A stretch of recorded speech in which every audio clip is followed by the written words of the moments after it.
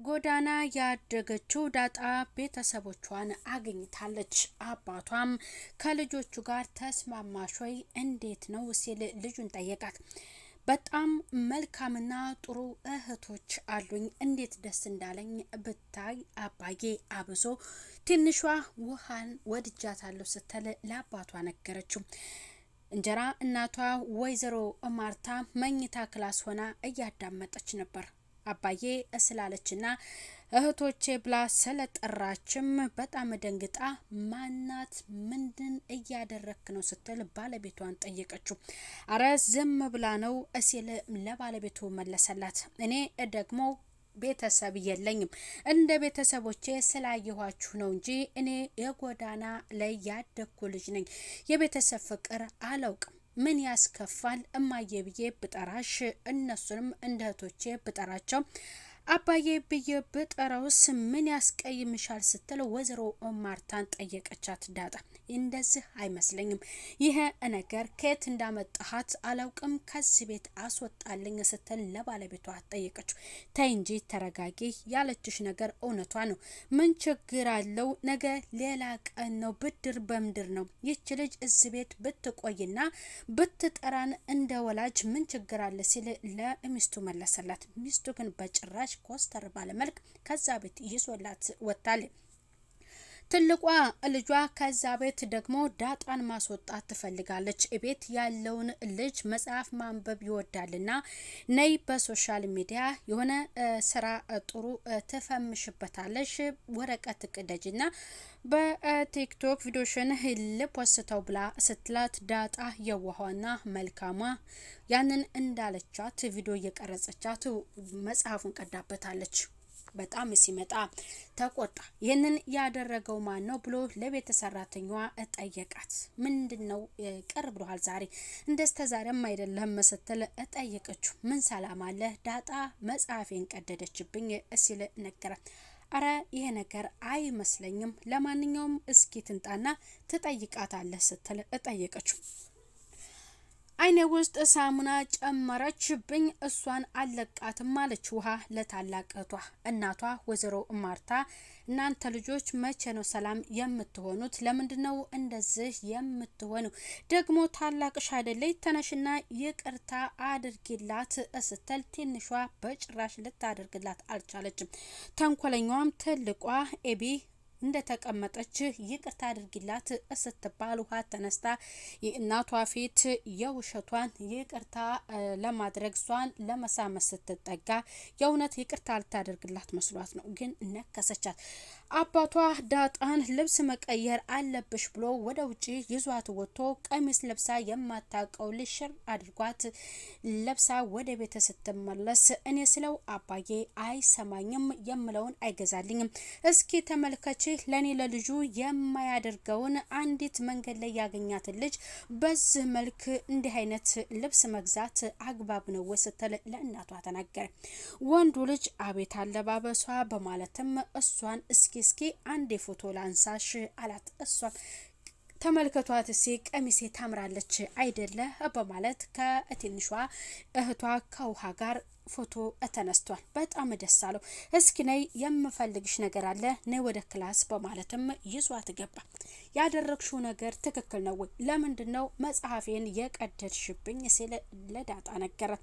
አረ እኔ አልቀደድኩም፣ ይህንን ያደረገችው ኤቢ ናት። ፎቶሽን በቲክቶክ ቪዲዮሽን ልቅረጽሽና ለልቀቅ ትፈምሽበታለሽ መጽሐፉን እየቀደድሽ ስትለኝ እሷ አዛኝ ነው እንጂ እኔ ለምን እቀዳለሁ ስትል መለሰችለት። እሷ ግን ውሸቷን እሷ ናት የቀደደችው ብላ እሷ ስለምትወደው ወደሱ ጠጋ ብላ እሱን ለመነካካት ስታስብ ልጁ ምንም አይነት ፊት አልሰጣትም።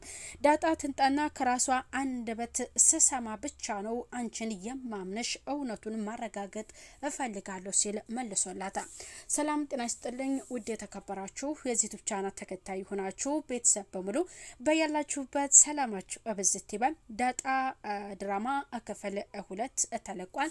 አባትየው ጎዳና ላይ ያደገችውን ልጁን ወደ ውጪ ይዞ ወጥቶ ልብስ ሊገዛላት አስቧል።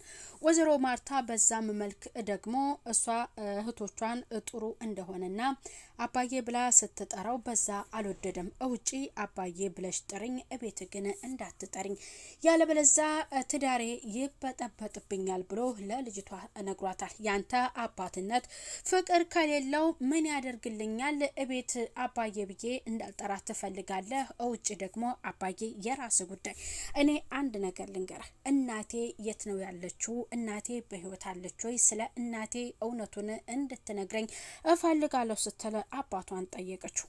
አባትና ልጅ በተቀመጡበት ባለቤቱ ወይዘሮ ማርታ ድንገት ሰምታ ይሄ ነገርማ ልጁ ናት ብላ ጠርጥራ ይሄ ነገር ከኔ የደበከኝ ነገር አለ እውነቱን እንድትነግረኝ እፈልጋለሁ ስትል ባለቤቷን አፋጠዋለች። እሱም ደግሞ ለምን እንዴት ያለሽ ነገ ሌላ ቀን ነው እኛም በተራ እንደነሷ ልንሆን እንችላለን ሲልም ነግሯታል። እሷ እንደዚች አይነት መናጢ ድሃ የማታውቃትን አንጥተህ ቤት አስገብ ለምን እንደዚህ ታደርገኛለህ ስትል ተነጫንጫለች።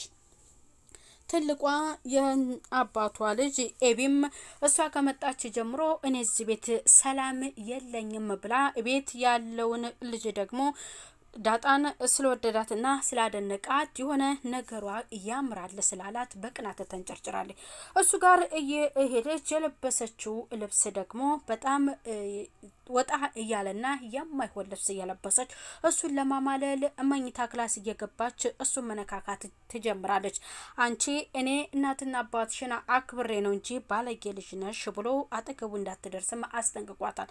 ከዛ ቤት ለማስወጣት ስታስብ ተንኮለኛ መጽሐፍ እንደቀደደችና እንዲሁም ደግሞ የቤት ሰራተኛዋም ውሃ እየቀዳች ስለ ዳጣ መጥፎነት ስታወራ እያዳመጠች ነበር። አንቺ ውሃው ሞልቷል፣ በቃ ምን ትሰሪያለሽ? ሂጂ በማለት እናትና ልጅ አመነጫጨቋት። ቆይ ነይ እስኪ እጅሽን ዘርጊው።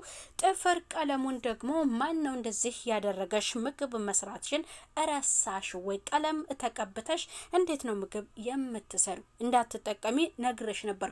ሁለተኛ እንደዚህ አይነት ነገር እንዳታደርጊ። ግን ማን ነው ቀለሙን የቀባሽ? ብላ ወይዘሮ ማርታ መጥፏና ጨካኟ ሴት ለቤት ሰራተኛዋ ትነግራታለች።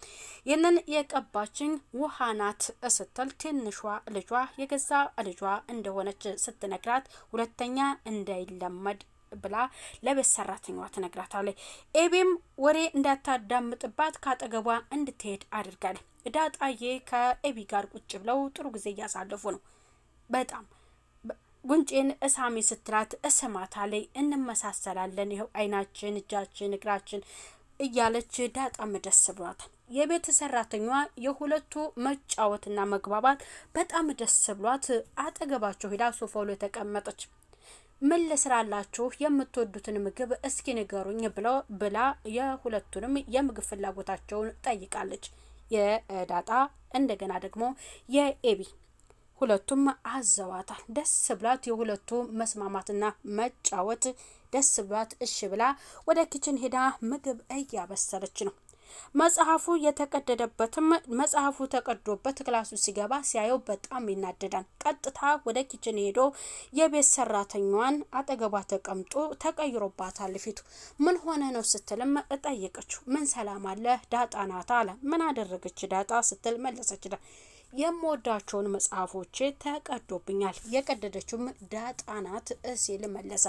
ታው እሷ እንደዚህ አታደርግም፣ ለማንኛውም ትንጣና ከራሷ አንደበት ትሰማለህ። እሷ የምታደርግ ልጅ ግን አይደለችም፣ ገና አዲስ ልጅ አይደለችም እንዴ? እንዴት እንደዚህ ትላታለህ ስትል መለሰችለት። እሱንማ እውነቱ ትንጣና ይለያል፣ ያን ጊዜ ውሳኔን ወስናለሁ ሲል መልሶላታል። አንቺ ወተሽ የራስሽን ህይወት መጀመር አለብሽ። እኔ እንደመጣሁ ገና አለሽ አይደለም እንዴ? ብዙ አመት እዚህ ቤት ተሰርተሻል። ምን ጊዜም እኔ የምመኝልሽ ነገር እዚህ ቤት ሁሉ ጊዜ እየሰራሽ መቆየት ሳይሆን የተሻለ ህይወት ወተሽ መጀመር አለብሽ ብሎ ለዛች ለቤት ሰራተኛዋ ይመክራታል። እሺ በማለት የሱን ምክር ደስ ብሏት ተቀበለች። ዳጣ ውጭ ላይ መኪና ውስጥ ሆነው ስለ እናቷ ጠየቀችው አባቷን። እሱ ደግሞ አባዬ የሚለውን ቃል ቤት እንዳትጠሪኝ ዛሬ እኮ በቃ ህይወቴ ትዳሬ ተበትኖ ነበር ሲል ይነግራታል። ለምን እንደዚህ ትላለህ? አንተ በኔ በልጅ ታፍራለህ እንዴ? በቃ ስለ አንተ ስለ እናቴ እንድትነግረኝ ነው የምፈልገው እያለች እየተጨቃጨቀች እናንተ ያለ ቦታው እዚህ ጋር የቆማችሁት መኪናችሁን ያቆማችሁት ውረዱ እያለ ያመነጫጨቀ አባቷን ተሳደበ። ወረደች። አንተ ነው ሆይ አባቴን የምትሳደበው ብላ ያ መንገድ ላይ ቆሞ መኪና አስቁሞ የተናገረው ሊደበደበችው። እኔን ስለተናገረኝ ነው ወይ እንደዚህ የመታሽው ብሎ አባት በጣም በልጁ ተደሰተ። ይዟት ሄደ። ልብስ ገዛላት። በጣም የሚያምር ጸጉሯን ሁሉ አሰርቷት እንዴት እንዳማረባት ፍንድቅ ብላ ከፊት እየተጫወተች ነበረ። አሁን አንድ ጥያቄ ነው የምጠይቅህ፣ ደግሞ እንዳትወድቂ ቀሚስ ለብሰሽ ስለማታቂ አየሽ አካሄዱንም አላወቅሽበትም ሲል መለሰላት። አወድ እኔ እኮ አላቅበትም ለመጀመሪያ ጊዜ ነው ቀሚስ ስለብስ ስትል መለሰችለት። የምታምር አጠር ያለች ነጭ ቀሚስ ገዝቶላታል። ጸጉሯን አሰርቷት በጣም በደስታ እየዘለለች ነው። አሁን የምፈልገው ስለ እናቴ እንድትነግረኝ ነው ብላ ልትነግረው የነገረችው እኔ እነግርሻለሁ፣ እሱም ደግሞ በሂደትና ቃስ እያልኩኝ ነው የምነግርሽ ሲልም ነግሯታል። እቤት ግን አባዬ ብለሽ እንዳትጠሪኝ ብሎ ሲነግራት እቤት ውስጥ አትፈልግም ውጪ አባዬ እንድል ትፈልጋለህ? ምን ታደርግልኛለህ? እንዲህ አይነት የአባት ፍቅር እኔ ምንም አልፈልግም፣ የምፈልገው እኮ ቤተሰቤን ነው ስትልም እኔ ሀብት አልፈልግም ስትል ለአባቷ መለሰችለት። በዛም እሺ ልጄ ይቅርታ ብሎ ወደ ቤት ይዟት ሄዶ ያቺ የሱ የመጀመሪያው ልጅ ኤቢ በቅናት ተንጨረጨረ። ዝንጥ ብላ ስትለብሳ አይታም በጣም ደግሞ ቤት ያለው ልጅ እንዴት እንደተደሰተ እስኪ አንድ ጊዜ ፎቶ ላንሳችሁ በማለት ከትንሿ እህቷ ጋር ፎቶ አንስቷታል። ተቆናድፋ ከእናቷ ጋር የተቀመጠችው ኤቢ ተነስታ አየሽ ለሷ ሲሆን የተሻለና ደስ የሚል ይዟት ወጥቶ ገዝቶላት መጣ። እኔ የምለው ነገር መቼ ሰማኛል ስትል ለእናቷ መልሳላት ከአጠገቧ ተነስታ ትሄዳለች። ዳጣም በጣም አማረባት። አያችሁ እንዴት እንዳማረብኝ እያለች እያሳየች ነው። ያ መጽሐፉ የተቀደደበት ልጅም ነይ እስኪ ዳጣ ፈልግሻለሁ ክላሴ ብሎ እጇን ጨብጦ ወደ ክላስ ይዞ ገባ። ይህንን ያደረገው ማን ነው? ለምንስ ቀድርሽው? መጽሐፍ ማለት ቀልድ ነው ወይ ሲልም ደግሞ ለሷ ነግራ ስለምን እያወራህ ነው ስትል እየሳቀች ነው። ለምን ቀድርሽ አለ። እኔ አላደረኩትም ኤቢ እናት ቪዲዮ የቀረጸችን ቅደጂ ብላ እሷ ናት ብላ እውነቱን ስትነግረው ቆይ እዚሁ ቁሚ መጣሁ ብሎ ቀጥታ ኤቢን ሄዶ አንጥቷት ፊት ለፊት አጋፈጣችሁ። እኔን ለማስባረርና በኔ ጥፋተኛ ለማድረግ ነው አይደለ ይህንን ያደረገችው በማለት እየተብሰለሰለችና በጣም ዳጣ እንደተናደደች እህቷን ፊት ለፊት አንጥቶ አገናኝቷታል። በቀጣዩ አባትየው በገዛ ልጁ በኤቢ ላይ ምን አይነት እርምጃ ይወስድ ይሆን? ወይንስ እውነቱን ተናዶ ፍርጥ አድርጎ ልጅ ናት ብሎ ያሳውቅ ይሆን? ያንን በቀጣይ ክፍል የምናይ ይሆናል። ይህ ድራማ በጣም ደስ የሚል ነው። ዳጣ በብዙ ታሪክ ወይንም ብዙ ነገር ወይንም ብዙ ታሪክ በሷ የህይወት ታሪኳን ያስመለከተ ዩቲዩብ ቻናል የተከፈተ ነውና ቤተሰቦቿን ፍለጋ ብዙ ያስተምራል እላለሁ። በቀጣዩ ክፍል የምናይ ይሆናል። ቀጣዩን በያላችሁበት ሰላም